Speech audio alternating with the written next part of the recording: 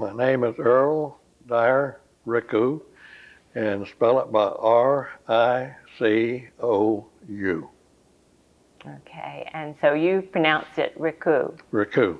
Okay, and so since it's your name, we should pronounce it that way, Ricou. Okay, you have a nice spiel about where you were born and about your family, where maybe it's your dad in the different counties. Will you just go through that little story you tell us about?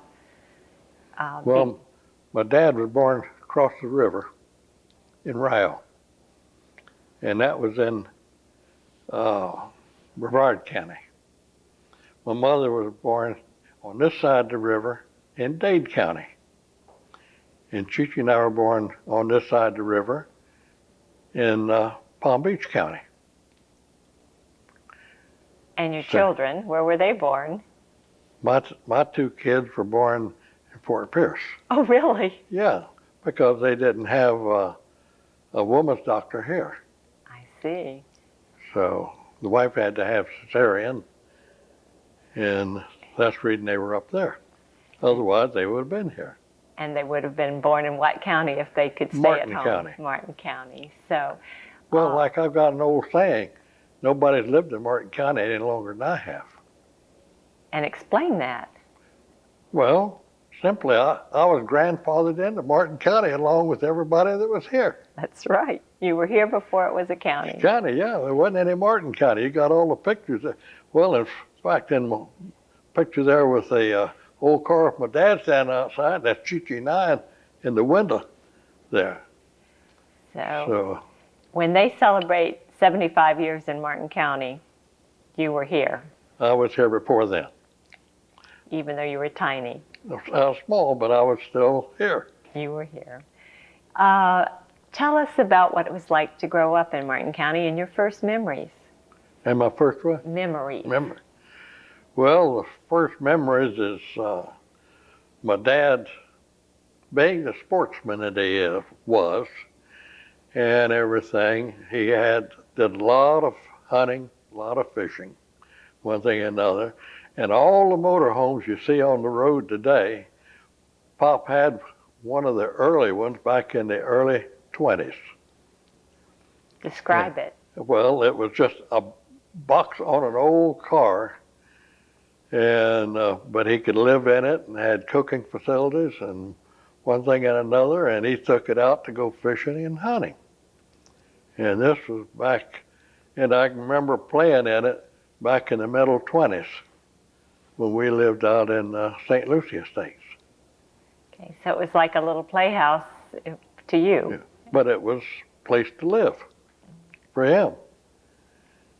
Would he go just by himself, or would your mother go? No, this was with groups of fellows, and depending upon what they were doing, where they were going, here and there, like he would go off with Rose's father some, and the different roebucks and all that. They were all real close together back in there, because in fact, our family was intermarried enough you could go out one side and come in the other side by just a couple of relatives out.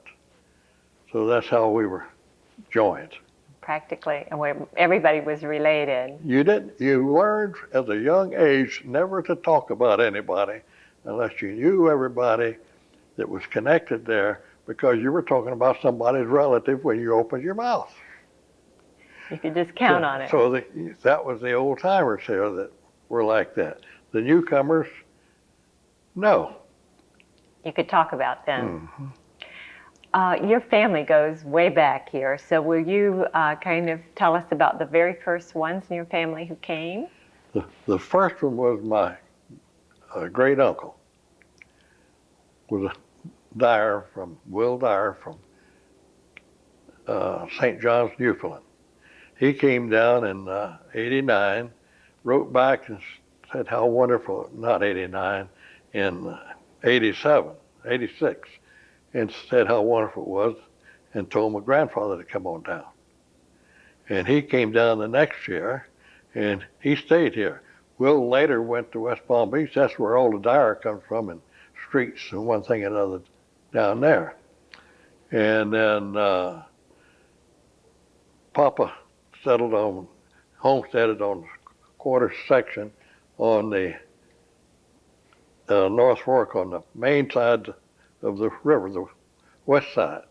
He had a piece that touched the water on the South Fork, and the north end of it touched the water on the North Fork. That's great. Now you're called Papa. Who was that? Papa, that was Harry Dyer. Harry Dyer. And that name appears on maps around here too. What are some of the places that might be on a map or a subdivision? Well, I don't know, but there's a Dyer Road. Dyer Road and different things, and one thing and another. Dyer Point, which is, these are over in Palm City, where he on the Palm City side. That's where he was. Mm-hmm. See, when he on the north end up there, which where you turned the corner on the north side, was Dyer Point, and so on, and then. But then the earlier here was Frazier, my great-grandfather. And so he came in, and he came right after my grandfather did, the Dyer. So, and he brought his young daughter with him. And that was my grandmother later that was born there. Not born here, but came in here. So that was this side of the family. Now, the other side of the family was settled in Jensen with my grandfather E.J. Ricou and my great uncle R.R. Ricou. And R.R. died at an early age, where my grandfather lived on for quite a few years. But they came to Jensen, and they ran fish houses up and down the coast, had quite a few of them. And my grandfather was one of those that, back in those days when a commercial fisherman caught fish tonight, he got it into the docks the next morning, he was paid right then and there for the night's work. Today they fish all week, and they get paid once a week. But they bring their fish in every day. Now, growing up, my dad was the first one with a powerboat on the St. Lucie River. Okay, tell us your dad's full name. It was Ernest Julius Ricou. He was, not Ernest Julius, that was my grandfather. My dad's name was Earl Julius Ricou. And at an early age, my grandfather bought him a boat because he went to what they called the scrappers, which were the commercial fishermen that lived along the riverbanks, because no one really lived along riverbanks unless they were in town here. So they would have a shack. They knew which way the current would be at what time of the night, and they knew whether to go inshore or out to set nets so that they could move with the tide, not get out of their rowing range, because everything was row. There was no power. But he would get up before school and make a loop around the river and visit all the scrappers, and had box to put their fish in the boat, and then an envelope with their money for last night's work, not tonight's work. And this is your father? That was my father before he went to school. That's what he did. My goodness. At what young age did he start doing that, if he was still in school? Oh, he was probably in 12, 13. Really, a little youngster. Yeah, but that was old for here. Now, these fishermen, they just squatted on the land? They were squatters. And they would spend weeks or days, or what would they do? Years. Years. And there was trails back through there for them to get in and out of, so on. So most of them didn't have anything to go with. So they just squatted there and caught fish, and that river was full of fish. So they didn't have to worry about coming up with anything. Okay, and again, that term for you call them scrappers? That's what they were called. They scrapped for fish. And what did you call that boat that your father collected the fish in? It had a Well, special just a name? powerboat. Just a powerboat. It didn't Yeah. have a certain name like a... No, but it had an old Lawson one-lung engine. One of those things that sounded like it was dying all the time. You reach over and scoop up water to pour in the pot on top of the engine for cooling. What did it use for fuel? Gasoline. Just gasoline. I hear of these naphtha launches, and I don't know what that is exactly, but this was gasoline. Okay, and you think that that was the first motorboat on the river? That's what he always said. He says, had the first powerboat. Didn't say motor, powerboat. Powerboat. Okay, and so was that owned by the fish company, or? Well, my grandfather. Yeah. Which is, again, his name was E.J. E.J. He always went by E.J. Okay, and he started out in Jensen? Well, when he moved to Florida, Okay, and then he came to Stuart later? he came to Stuart later. They came to Stuart in 1902. Because every time Pop would start to say something, my mother would say, "Now, Earl, you know you aren't an old timer." Oh, because he was a newcomer, 1902. Yeah, he was a Okay, newcomer. and your mother was an old timer. She was an old timer. She was born here before 1900. See, they Okay. called the old timers the people and family representatives that were here in 1900. So she was a true one because she was here before 1900. And your father Didn't get was here not. until 1902. Okay. So your grandfather built a house in Stuart, or a couple of houses, or what did Well, he did at one time, but he had it for a while, and then they moved to a smaller unit, one thing and another. We have a picture of a lovely brick house that you say still stands in Stuart, Just that. and he built that. And do you have any idea what year? Was that one of his early houses? Okay. Tell me about your grandfather. Describe him. What was he like? My grandfather, Ricou, Mm-hmm. He was from the old school rough. They say he would stand toenail to toenail with you and call you anything under the sun and dare you to do something about it. They say he came here because he was a gun for hire out in Alabama. And so he killed the wrong guy, and so he left the country to come down here where we're still wild. Goodness. So that's the story I've been told so much. And that is E.J. Ricou. Yep, And he became our postmaster in 1918 or so. someplace down the line there. And So the postmaster back then, you had to go to Sewell's Point to pick up the mail from the mailboat and then row it back.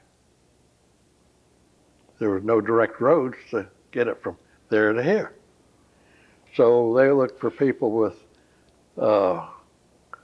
facilities to get the mail around. I see. Okay, so your uncles and your father describe E.J.'s children. What was that family composed of? Well, there was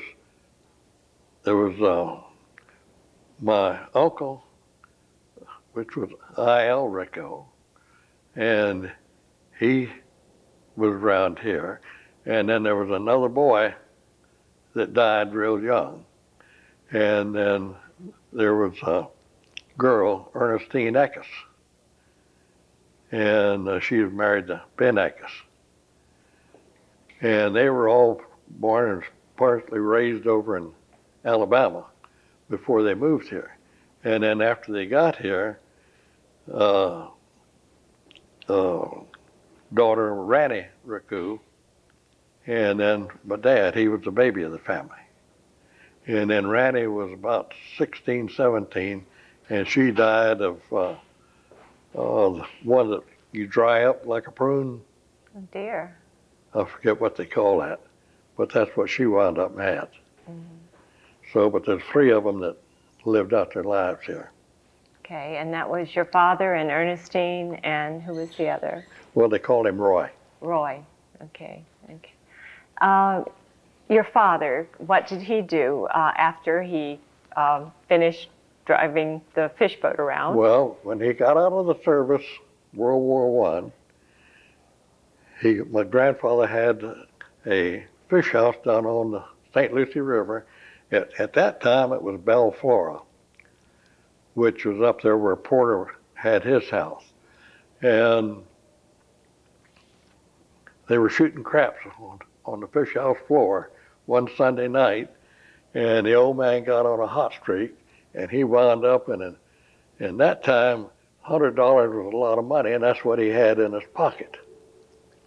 So when he finished that, Monday morning, the first thing he got up, he went down to, my uncle ran a general store, and he walked in and said, Ben, that was his brother-in-law, Ben Eckes, said, I want to buy your hardware section. So they made a deal, and Pop told him, he says, I have $100. So that's what the old man bought the store with. Ben said, get it out. It's no longer mine. I don't want it here. So the old man had to find a place and then start moving everything. And then he moved up into town there, and that started him in the hardware business. So he won. He didn't lose when he was gambling there in the fish house, and that's what launched his hardware business. That's what put him on the road. Okay. A building was actually built for the first Ricou hardware? No, he just moved into a hole in the wall because Ben wanted it out of his store. Okay. Where was that hole in the wall? I don't remember. Okay. But later he had a building, yeah. and built a nice That's where building. the office supply is uptown. Okay. Houston's office supply later. Okay. And do you remember any of the years? Like, was that a boom time structure too? No, the one that he built there on Osceola was built in 38 or 39, I forget which. And they were just under construction with the new bridge on the St. Lucie River, railroad bridge. So when they cut out two great big I-beams, Pop got a hold of them. And that's the reason there's two great big pillars on each side of the front of the store, because there's a solid big I-beam that goes across the top, How interesting. rather than any structure to hold the front of it up down here. It's very interesting. So that's what he devised into it when they came up with the plans. So if they went to remodel that building, they might be surprised. There would be steel. Well, Ron Houston, when he bought it, moved the office supply in there. I was talking to him one day, and he said, does your dad still have any plans? And I said, I don't know, I'll see. And they found the plans, but they built the front of that by so that he could do something with it. That's interesting. So about yourself and what your childhood was like, will you talk about that? You said your first memories was that little primitive motorhome. Well, that was that we played in, but then my dad, being the sportsman he was, way back in those days, we had Martin Highway going out when I was 5, 6, 7 years old, and it seemed like Sundays everybody would take the day and we'd go out Old Martin Highway, which went out to the flats, and everybody went out to catch fish, cook them, eat them, have a picnic on Sunday.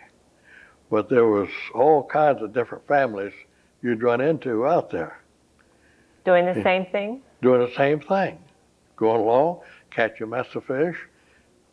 Pop would fix us up with Chi-Chi and I up with cane poles so we could brim fish, and he would take his casting rod and go casting for bass.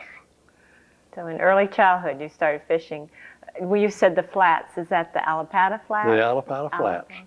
They were just known as the flats. No one put anything else with them. I've seen early pictures of Martin Grade or Martin Highway, and there seemed to be, there wasn't that canopy of trees. so much, was there? And there was a lot of, it seemed like bridges? No, everything was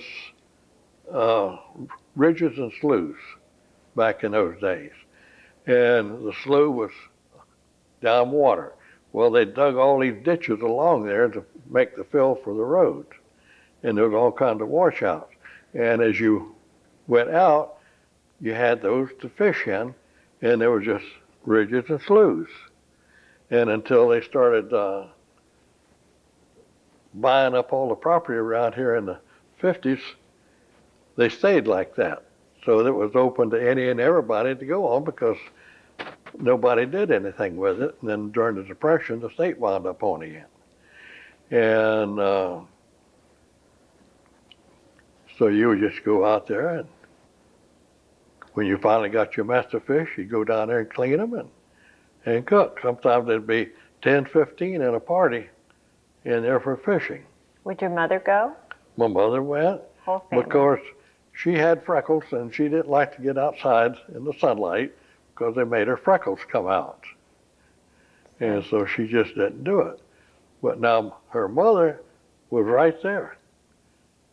Flora Flora. would go out. She liked doing that. She Who cleaned the fish? Do I? Who cleaned the fish? The women or the Pop. men? Papa did do the cleaning. And so you didn't know what bunch was going to be with you come Sunday. Maybe just our family. It may be 15, 20 in there. And they all had the different equipment, and that's what they would use. The occasion of these interviews is because of the anniversary of Martin County, and of course you're just now talking about the Martin Highway. Do you know if there the connection between that and our county? Oh yeah.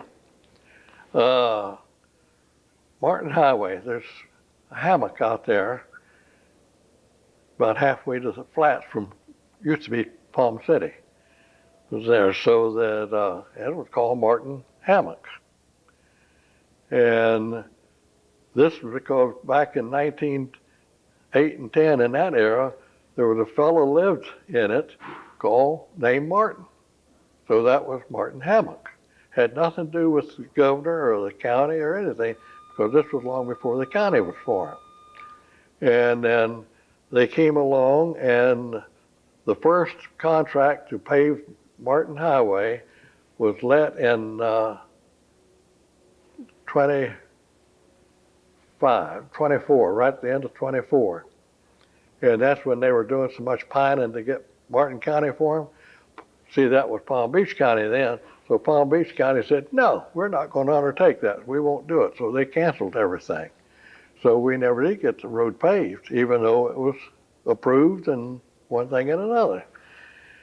So just a few years ago did it get paved. But then the road is not named after Martin County. The county is named after Governor Martin, and it just so happens the highway went through Martin Hammock, where it got its name, Martin Highway.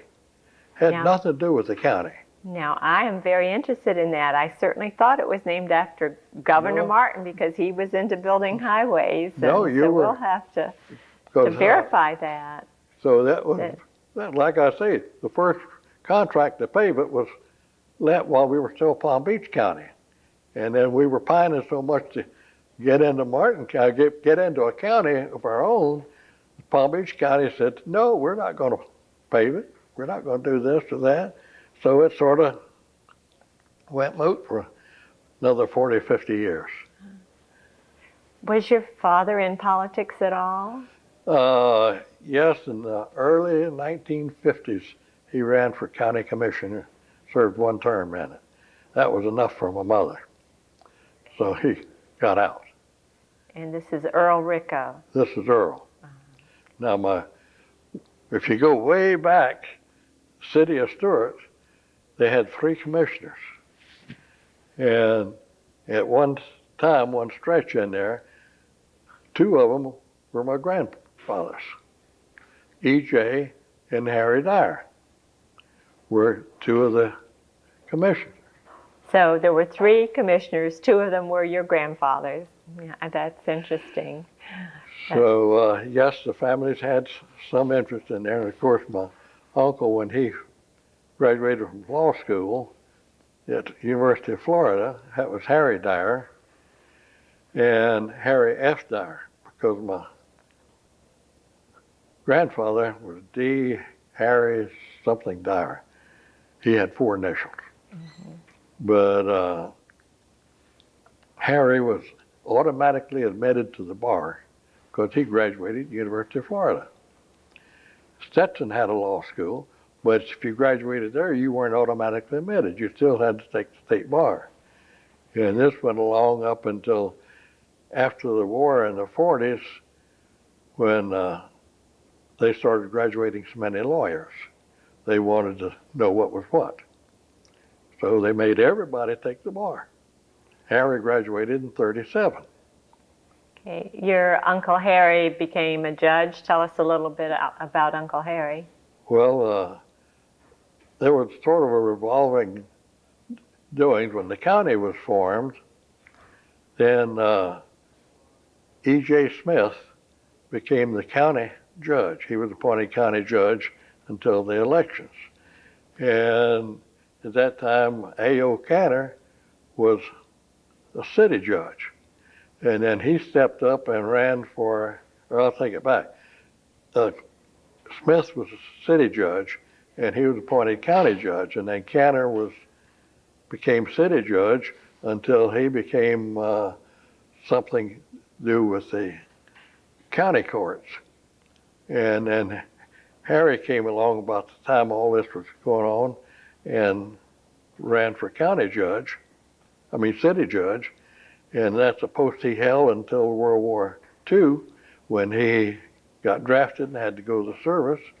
And then when he came back, he went back into it and stayed there until they did away with city politics.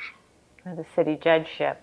So that's interesting. Many years he was city judge. And until they got it shifted over to the county, he was appointed city judge by appointment rather than election.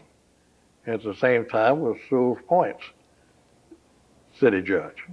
You mentioned E.J. Smith and Canner. Do you know anything about why they came to town? No. You don't? But they were here way back. Right. Wow. So they're just people that I knew growing up. Okay. And just like Pomeroy and Klotz, and one thing and another, they were way back. But back in those days, we only had about a half a dozen lawyers in town. So you could just bang, practically name all the offices. So they took turns with positions and judgeships. So, since you're such a sportsman, can you tell me a little bit about your opinions about the river and its importance in fishing versus sportsman, commercial fishing? Just start talking, please. Oh, back in there, of course, I had one side of the family that was commercial fishing. And then later on, I had a nephew and a son that wound up commercial fishing. So we've been in it, this and that, and seeing it go downhill. But my grandfather, back in around 1917, 18, there was hollering and screaming, they're going to put me out of business when they dig this canal. The canal coming across, St. Lucie Canal. He said, that's going to give us all the mud you can shake a stick at, and we'll just about kill the fishing, all that fresh water. When my mother grew up, she says, you just looked down and looked into blue-green water, and you didn't like what you saw, you pulled your hook up. You just didn't want that fish to hit it. The river was full of fish. And coming along there, so that was his opinion of the canal, was to do it. Well, Stanley Kitchen was blowing everything up about a great big freighter's going to be coming through here, and they're going to tie up down at the old railroad dock, where we had the docks down there for the freight shed. one thing and another, he painted all these glorious pictures, and everybody went with him. And they about ready to run my grandfather out of town on a rail and tar feathers. So, but he fought them tooth and nail, and he lost. And we got the river, got the canal. And was he proven correct? And he was proven correct? Yeah, my grandfather knew what he was talking about. And so there goes the river. But, have you witnessed the decline yourself as a fisherman? Oh, yeah, all the years down through there. I grew up liking to fish. Yeah, but Grandfather Dyer had a dock out in front of the house, and I'd go over there to there. My grandmother, she just took care of me all the time. I'd leave home. I'd run away from home. When I was 3 years old, I'd run away from home, and they'd find me over at Mama's. And that's where I would stay all the time. So, but she would always cut me some, well, you can call it what you wanted to, but it was salt pork, it was sow belly, it was this or that, one thing or another, go fish, and I'd go down on the dock. You wouldn't catch anything but catfish, but I was fishing. She said, I don't want you to get stuck now, so when you catch one, bring it up here and I'll take it off. So I would catch one and walk up to the house with it, she'd take it off, and I'd go back and go fishing again. So I've fished since I was about 4 years old on my own down there on the dock, and fished ever since. So the names you had for those grandparents, Harry and Flora, you called her Mama and Papa. And Papa. Papa. Okay. And their house still stands. Correct. On the South Fork of the St. Lucie. So. Wait a minute now. Which house? That's their house. The Dyer house. Yeah. The Dyer house. That's who you were talking about, right? Yeah. Mm-hmm. Right. Well, see, all of that was owned by the Fraser family, which my grandmother was a Fraser.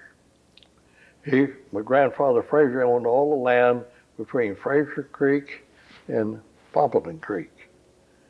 And that's where they had all the pineapples. They were pineapple farmers.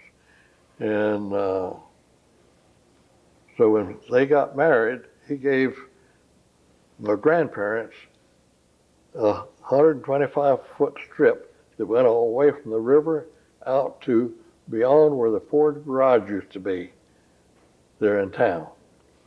And then they came along, and when the Palm City Road got cut through there, well, part of that was given back to the Fraser family, and then my grandfather just kept from the Palm City Road in. But with the Indian Town Road and the Palm City Road cutting it up, he didn't want anything to do with it. Getting too civilized, too many people. So. Has it been a hardship to be related to all of these early families, or has it been a blessing? No, I would say it's great, because anything come up says, well, I don't know, I'm a part of it. Just like when Virginia Brock was telling, whatever she said held for me. See, and I just say, well, I'll add one more family into it. Oh. So, and on both sides of the issue, you had some people that were pro-canal, surely, in this large family, but your closest relatives were against it. Your grandfather was against the canal. You mean against the... cross-state canal. Yeah. Mm-hmm. So, I was surprised to see ads put in the paper by net fishermen, which your Ricou family were net fishermen, saying that they should conserve the fish and have certain seasons. They seemed to know that it had to be regulated way back. Way back. Have you ever heard that Yeah, they were conservationists? Grew up with it. So what do you think our solution is to the problems we have? Well, there's so many different things in it now, so many things causing the problems, one thing and another, that it's hard to pinpoint, come right down to what it is. So you got to be in it to know, because all these fish with the lesions on them and one thing and another, they can't answer you. The ichthyologists don't know what it is.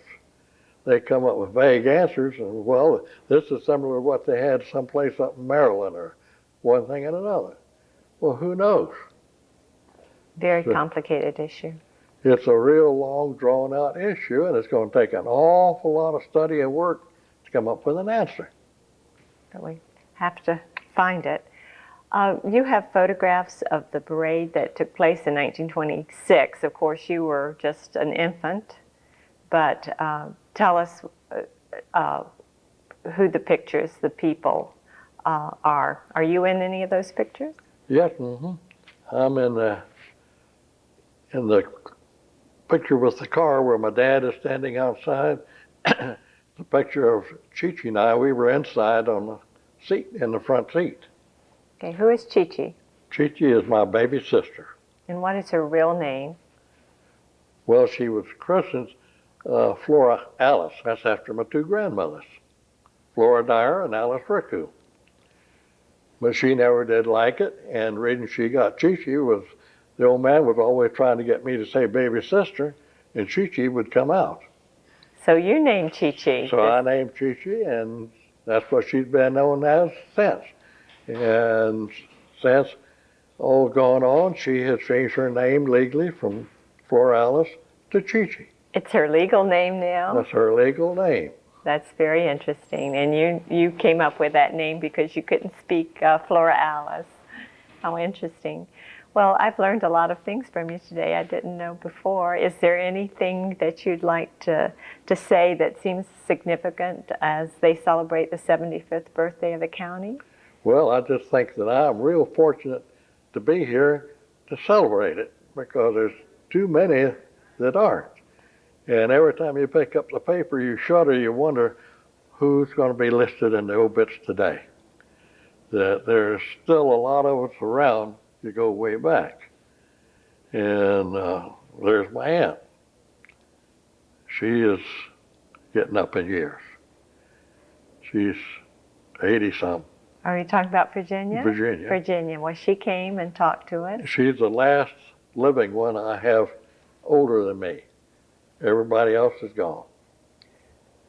So. And just tell us your actual birthday. My birthday is February 10, 1923. 23, and so you were just a couple years old when our county was formed. And we have a picture of you in the parade, just like the older youngsters who were part of the parade in costume. Okay, well, thank you very much.